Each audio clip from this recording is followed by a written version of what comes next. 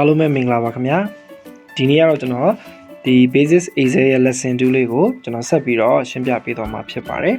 ဆိုတော့ကျွန်တော်ဒီပထမဦးဆုံး lesson 1မှာတော့ကျွန်တော်တို့ဒီပေါ့နော်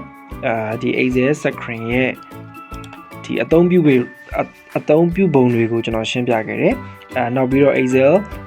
တစ်ခုပေါ့နော်ပထမဦးဆုံးအနေနဲ့ဘယ်လိုမျိုး Excel file တစ်ခုတည်ဆောက်မလဲဆိုတာကိုလည်းကျွန်တော်ရှင်းပြခဲ့ပါတယ်ဒီနေ့သင်ခန်းစာကတော့ကျွန်တော်တို့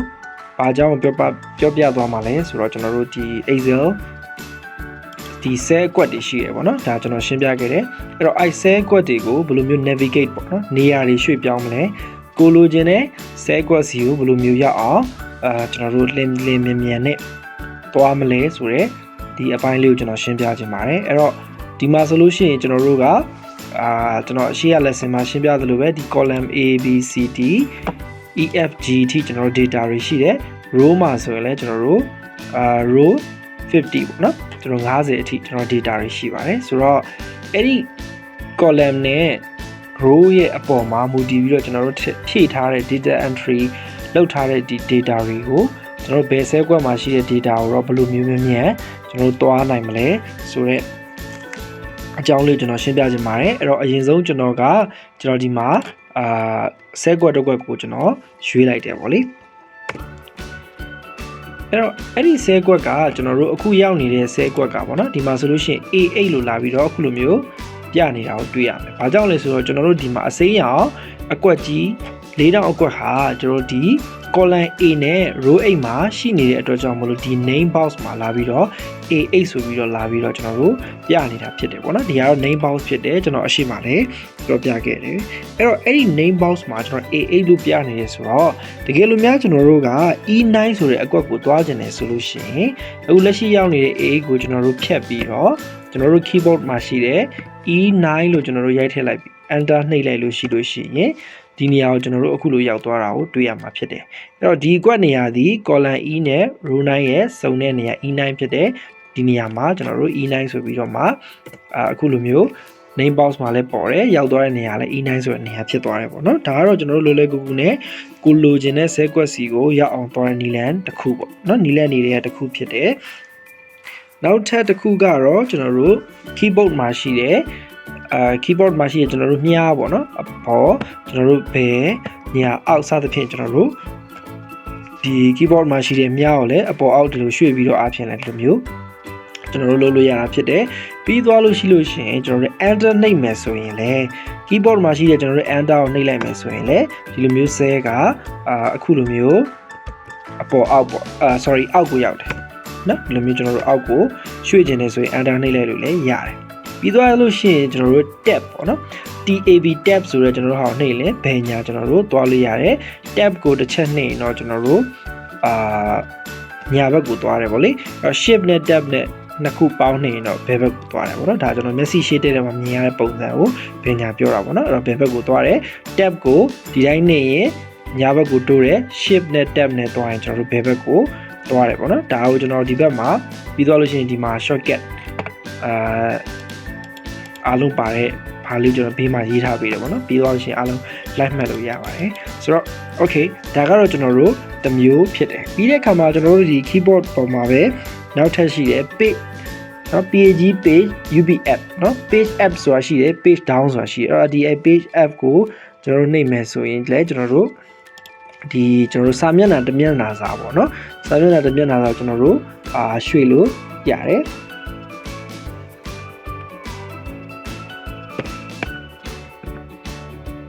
okay အဲ့လိုမျိုးကျွန်တော်တို့သွားလို့ရတယ်နောက် page down ကိုနှိပ်မယ်ဆိုရင်လည်းကျွန်တော်တို့စာမျက်နှာ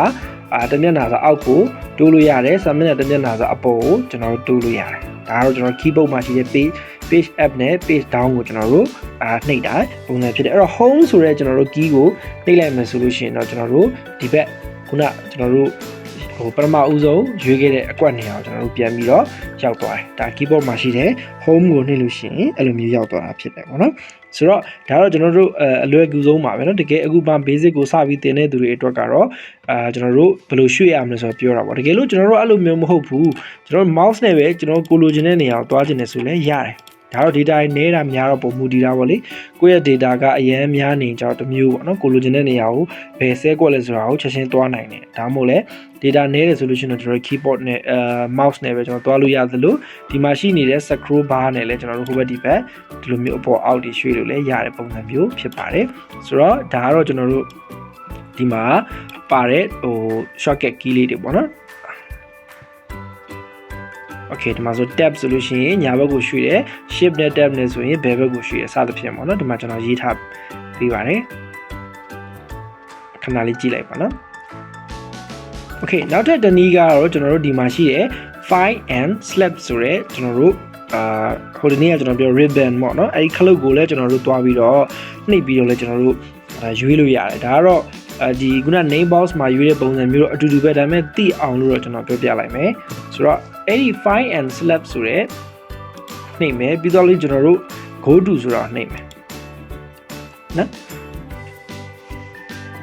ဆိုလို့ရှိရင်ဒီလိုမျိုး box တစ်ခုကြာလာလိမ့်မယ်အဲ့တော့အဲ့ဒီ box မှာဒီမှာ reference ဆိုတဲ့အောက်မှာ AA ဆိုတာပေါ်နေတယ်အဲ့ဒါခုနကျွန်တော်တို့ရောက်တဲ့နေရာကိုသူဖော်ပြနေတယ်အဲ့တော့ခုနကျွန်တော်ပြောသလိုပဲတကယ်လို့ကျွန်တော်တို့ကE11 ကိုတွားကျင်တယ်ဆိုရင်အဲ့မှာ E11 ဆိုရိုက်ပြီးသွားလို့ရှိရင် okay ကိုclick နှိပ်ဒါမှမဟုတ် enter နှိပ်ပေါ့လေနော်အဲ့တော့ကျွန်တော်တို့အဲ့လိုနှိပ်လက်ခြင်းအဖြစ် E11 ကိုတန်းပြီးတော့ရောက်သွားတယ်ပေါ့ဒါကတော့ဒီ name box မှာရိုက်တဲ့ပုံစံနဲ့တော့အတူတူပါပဲနော်ဒါရှိသေးတယ်ဆိုတော့နောက်ထပ်နီးလန်းတစ်ခုကျွန်တော်အနေနဲ့ပြောပြသွားတာဖြစ်တယ်ဆိုတော့ဒါဆိုလို့ရှိရင်ဒီလိုမျိုး navigate ပေါ့နော် cell တွေကိုဘယ်လိုမျိုးရွှေ့လို့ရတယ်အပေါ်အောက်ကျွန်တော်ဘယ်လိုသွားလို့ရတယ် keyboard မှာရှိတဲ့ခလုတ်တွေသုံးပြီးတော့ကျွန်တော်ဘယ်လိုလုပ်လို့ရဆိုတာကိုအားလုံးနားလည်မယ်လို့ကျွန်တော်ယူဆပါတယ်ဆိုတော့ဒီသင်ခန်းစာနဲ့ပတ်သက်ပြီးနောက်ထပ်တစ်ခုကျွန်တော်တစ်ခါတည်းရှင်းပြလိုက်ချင်ပါတယ်အချိန်လေးလည်းရတော့ပေါ့နော်ဆိုတော့ဒါကတော့ကျွန်တော်တို့ဒီ data ကိုရွှေ့တာပြောင်းတာပေါ့လေဆိုရင်ကျွန်တော်တို့နောက်ထပ် file တစ်ခုကို excel file တစ်ခုကိုထပ်ပြီးတော့ဒီ file ပြီးတော့နောက်ထပ် file တစ်ခုလည်းထပ်ပြီးတော့ဖွင့်ကျင်သေးတယ်ဆိုလို့ရှိရင်ကျွန်တော်တို့ဘယ်လိုလုပ်ရမလဲopen workbook ပေါ့နော်workbook တွေကိုဘယ်လိုမျိုး open လုပ်ရမလဲဆိုတော့ကျွန်တော်ဆက်ပြီးပြောပြပါမယ်ဆိုတော့ကျွန်တော်တို့ဒီမှာရှိနေတဲ့ file ဆိုတဲ့ tab ကိုကျွန်တော်တို့နှိပ်ပါမယ်finally file နော်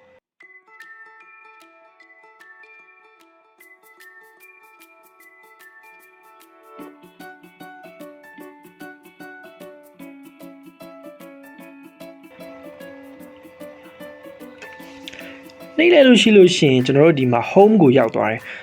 ကျွန်တော်အရင်တော့ကျွန်တော်တို့ဒီ blank workbook ရွေးခဲ့တဲ့နေရာပါပဲဆိုတော့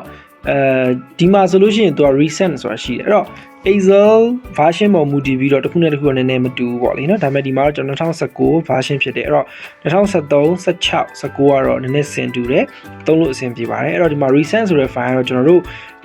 ခုနတုန်းက sorry ဘယ်လိုပြောမလဲကျွန်တော်တို့တွေများမကြခင်ကပေါ့နော်တိတ်မကြသေးခင်ကျွန်တော်တို့ဖွင့်ထားခဲ့တဲ့ file တွေပေါ့လေအဲ့ file ပြန်လိုချင်တယ်ဆိုလို့ကျွန်တော် click နှိပ်ပြီးတော့ပြန်ပြီးတော့ဖွင့်ကြည့်လိုက်လို့ရတယ်တကယ်လို့ကျွန်တော်တို့ရဲ့ဒီ data မဖြတ်ထားသေးဘူးဆိုရင်ပေါ့တကယ်လို့များနောက်ထပ် file တစ်ခုကိုကျွန်တော်တို့ဖွင့်ကျင်သေးတယ်ဆိုရင်တော့ဒီ open ဆိုတဲ့ဟာကိုနှိပ်မယ်ဒါဆိုလို့ရှိရင်ဒီမှာ open ဆိုပြီးတော့မှရောက်ထက်ရွေးစရာတွေပေါ်လာတယ် recent လည်းရှိသလို OneDrive ဆိုရဲကျွန်တော်တို့ Microsoft ရဲ့ cloud service မှာလည်းကျွန်တော်တို့တကယ်လို့တင်ကြရဲဆိုဖွင့်လို့ရတယ် this PC ကတော့ကျွန်တော်တို့ဒီကိုယ့်ရဲ့ laptop computer desktop computer ထဲမှာရှိတဲ့ data တွေကျွန်တော်တို့ဖွင့်ကြည့်လို့ရတယ်ပေါ့အဲ့တော့ကျွန်တော်တို့မှာ this PC ကိုနှိပ်လိုက်မယ်ဆိုလို့ရှိရင်ဒီ this PC မှာကျွန်တော်တို့ဘာတွေရှိနေလဲဆိုတာကိုကျွန်တော်တို့သူကပြတယ်ပေါ့လေနော် this PC မှာပြတယ်ဒါကတော့ဒါမကြခင်တော့ဖွင့်ထားခဲ့တဲ့ဟာတွေဖြစ်ကောင်းဖြစ်မယ်ဆိုတော့ဒီထက်ပိုပြီးကျွန်တော်တို့ကဒီ computer ထဲမှာရှိတဲ့ဟာကိုထဲထဲဝင်ဝင်ရှာကျင်သေးတယ်ဆိုလို့ရှိရင်ဒီမှာရှိတဲ့ကျွန်တော် browse ဆိုတာကိုကျွန်တော်ဖွင့်မယ်အဲ့တော့ browse ကိုကျွန်တော်တို့နှိပ်လိုက်မယ်အဲ့တော့ browse ကိုတစ်ချက်နှိပ်လိုက်ခြင်းအပြင်ဒီမှာကျွန်တော်တို့ဒီ box လေးပေါ်လာဒါကတော့ computer သုံးတဲ့လူတွေအားလုံးသိတယ်ဒါကတော့ကျွန်တော်တို့ desktop ပေါ်မှာရှိတဲ့ file လိုချင်တာလား C ထဲမှာလား D ထဲမှာလား F ထဲမှာစသဖြင့်ပေါ့လေကျွန်တော်တို့ဒီ desktop ရွေးလိုက်မယ်ဆိုလို့ရှိရင်ကျွန်တော်ဒီမှာ basic excel ဆိုတဲ့ folder ရှိတယ်အဲ့ဒါကိုကျွန်တော် double click နှိပ်လိုက်ဆိုတော့ဒီမှာလာပြီးတော့ဘာဖြစ်လဲကျွန်တော်လိုချင်တဲ့ file တွေဒီထဲမှာလာပြီးတော့ပေါ်နေတာကိုတွေ့ရလိမ့်မယ်အဲ့တော့ကျွန်တော်တကယ်လို့နောက်ထပ်တစ်ခုဖွင့်ကျင်သေးတယ်ဆိုလို့ရှိရင် click နဲ့ကျွန်တော်ရွေးမယ် open ကိုနှိပ်လိုက်မယ် okay เนาะဒါဆိုလို့ရှိရင်ကျွန်တော်တို့နောက်ထပ် file တစ်ခုထပ်ပွင့်သွားတယ်အဲ့တော့ဒီအောက်မှာဆိုလို့ရှိရင် excel ဒီ file နှစ် file ဖြစ်သွားမယ် okay เนาะအဲ့တော့ excel က Microsoft Excel file မှာဖွင့်လို့ရတာမဟုတ်ဘူးသူ့မှာတခြား format တွေဖြစ်တယ်ကျွန်တော်တို့ CSV file တို့အဲ့လိုဟာမျိုးတွေလည်းဖွင့်လို့ရတာရှိသေးတယ်အဲ့တော့ကျွန်တော်တို့ခုနရှာတဲ့အထဲမှာတော့ CSV file ကိုမတွေ့ဘူးအဲ့လိုမျိုး CSV file နာတကယ်လို့ရှိခဲ့ရင်ဘယ်လိုဖွင့်မလဲဆိုတော့ကျွန်တော်ဆက်ပြောပြပါမယ်အဲ့တော့ခုန file တက်ထဲပဲပြန်သွားမယ် open ကိုပြန်ရွေးမယ်ဒီ browse ကိုပဲရွေးမယ်ပြီးသွားရင်ခုနကျွန်တော်ရွေးခဲ့တဲ့ကျွန်တော်ကတော့ဒီ desktop ပေါ်မှာရှိတဲ့ basic excel တွေက file ကိုရွေးတယ် okay တကယ်တော့သူက excel file တွေပဲကျွန်တော်ပြနေတယ်ဘာကြောင့်လဲဆိုရင် excel format ကိုပဲပြတာပေါ့နော် excel ဆိုရှုပ်သွားမှာဆိုလို့သူကတခြားဒီ excel ကဖွင့်လို့ရသေးတယ်ဥပမာကျွန်တော်ခုနပြောသလိုcomma separated ဟိုပေါ့နော် CSV file ပေါ့နော် comma separated file တွေကိုလည်းဖွင့်လို့ရသေးတယ်အဲ့ဒါကိုဒီမှာမပြဘူးဒါပေမဲ့ကျွန်တော်မှရှိနေတာကိုကျွန်တော်သိတယ်ဘာလို့ကျွန်တော်ကိုယ်တိုင်ထည့်ထားတာမို့လို့အဲ့တော့ဘယ်လိုပြန်ရှာမလဲ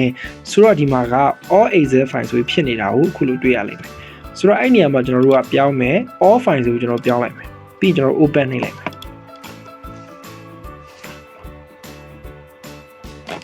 sorry all file လို့ပြောင်းလိုက်မယ်နော် open တော့မနှိပ်သေးဘူးခဏလေးနော် okay အဲ့ဆိုလို့ရှိရင်ဒီမှာကျွန်တော်တို့ Microsoft Excel comma separated value file ဆိုတော့တစ်ခုပေါ်လာလိမ့်မယ်ခုလိုမျိုးတွေ့ရလိမ့်မယ်เนาะကျွန်တော်ရွေးထားတဲ့ဟာအဲ့တော့ဒါဟာ Excel ကနေပြီးတော့တခြား format တစ်မျိုးပဲ Excel နဲ့အတူတူပဲသုံးလို့ရတဲ့ file မှာပဲအဲ့တော့ဒါကိုကျွန်တော်တို့ online မှာလည်းခဏခဏတွေ့ရလိမ့်မယ်အဲ့လို file မျိုးအဲ့တော့ကျွန်တော်တို့အဲ့ဒါကိုဖွင့်ချင်နေဆိုရင်အဲ့ဒါကိုရွေးလို့ရသွားတယ်ဘာလို့ဒီမှာကျွန်တော် all file လို့ကျွန်တော်ပြောင်းလိုက်ပြီးဖြစ်တယ်ပြီးတော့မှကျွန်တော် open ကိုနှိပ်လိုက်မယ်เนาะဆိုလို့ရှိရင်ဒီမှာ test import wizard ဆိုရဲ browse ကူကြလာမယ် test import wizard ကဘာလို့ပေါ်လာလဲဆိုရင်ဒီ CSV file မှာပါတဲ့ဟာတွေက Excel အနေနဲ့သူကပြန်ပြောင်းပေးမှဖြစ်တယ်အဲ့တော့ဒီဟာပေါ်လာပြီဆိုလို့ရှိရင်ကျွန်တော်တို့မှာလောက်စရာလေးအနည်းငယ်ရှိတာပေါ့နော်တခါတည်းကျွန်တော်ပြောပြလိုက်မယ်အဲ့တော့ဒီမှာဒီ file ထဲမှာပါတဲ့ data တွေကဒါတွေဖြစ်တယ်အဲ့တော့ဒီပေါ်မှာဆိုရင် date destination beginning ending ဆိုပြီးပါတယ်ပြီးတော့လို့ရှိရင်အောက်မှာ data တချို့ပါတယ်အဲ့တော့ဒီအပေါ်က date တို့ destination တို့ကတော့ကျွန်တော်တို့ header တွေပေါ့နော်ခေါင်းကြီးပိုင်းတွေဖြစ်မယ်ပြောရရင်တိုက်တယ်ပေါ့အဲ့တော့ကျွန်တော်တို့ရဲ့ဒီလိုမျိုးပေါ့နော်ဒီမှာရှိတဲ့ဒီ bon bon ရဲ့တို့เนาะဒီလိုမျိုးexcursion တို့ January လလို့မျိုးပဲသူကဒီခေါင်းကြီးတိုက်တယ်ပေါ့နော်အဲ့လိုပါတာဖြစ်တဲ့အတွက်ကျွန်တော်တို့က my data has header ဆိုတဲ့ဟာကိုအမှန်ချစ်ပေးဖို့လိုတယ်ဒီလိုမပါရင်တော့ချစ်စရာမလိုဘူးပေါ့ပါတယ်ဆိုကျွန်တော်ချစ်ပေးမယ်ပြီးတော့ကျွန်တော် next ကိုနှိပ်မယ်ပြီးတော့လို့ရှိရင်ကျွန်တော်တို့ကဘာနဲ့ခွဲမှာလဲ delimiter ဆိုတာရှိတယ် tab နဲ့ခွဲမှာလား semicolon လား comma လား space လားဒီမှာဆိုလို့ရှိရင်ကျွန်တော်တို့ရဲ့ data တွေဒီဘာတွေပါနေလဲ date ဆိုလို့ရှိရင်2-8-19 comma destination Saint Cloud comma beginning က21435 ending 2170ဆိုတော့ဒီက date ဒါ destination ဒါ beginning ဆိုတော့သူက comma လေးနဲ့ကျွန်တော်ခံထားတာဖြစ်တယ်ဒါကြောင့်မို့ကျွန်တော်တို့ကဒါကို comma နဲ့ခံမှာဖြစ်တယ်ဆိုပြီးကျွန်တော်တို့အမှန်ချစ်ပေးလိုက်မယ်နော်tab ကိုဖြုတ်မယ် comma ကိုအမှန်ချစ်ပေးလိုက်မယ်ပြီးတော့ကျွန်တော် next ကိုနှိပ်ကြည့်မယ်ဆိုလို့ရှိရင်ဒီပုံစံဖြစ်လိမ့်မယ်တဲ့ဒီလိုမျိုး Excel ပုံစံဖြစ်လိမ့်မယ်လို့ဒီမှာပြရတယ်ပြီးတော့ကျွန်တော် finish ကိုနှိပ်ပေးလိုက်မယ်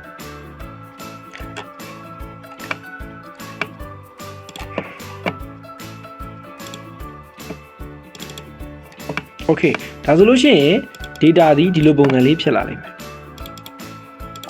date ဒီမှာ destination ဒီမှာ beginning ဒီမှာ ending ဒီမှာပေါ့ဒါတော့ကျွန်တော် CSV file တွေကို Excel file အနေနဲ့ကျွန်တော်ပြန်ပြီးတော့လှုပ်ဆောင်တဲ့ပုံစံဖြစ်တယ်เนาะဒါတော့ကျွန်တော်တို့ open workbook ဖြစ်တယ်အဲ့တော့တခြား file တွေဒီ Excel ကဖတ်နိုင်တဲ့ file တွေတခြားရှိပါသေးတယ်ကျွန်တော်ဆက်ပြီးကြုံရင်ပြောပြပါမယ်အဲ့တော့ basics အနေနဲ့တော့ဒီလောက်သိရင်တော့လုံလောက်ပါတယ်ဆိုတော့ဒီနေ့ကျွန်တော်ရှင်းပြခဲ့တဲ့ Excel ကိုဘယ်လိုမျိုး navigate ပေါ့เนาะရွှေ့မလဲ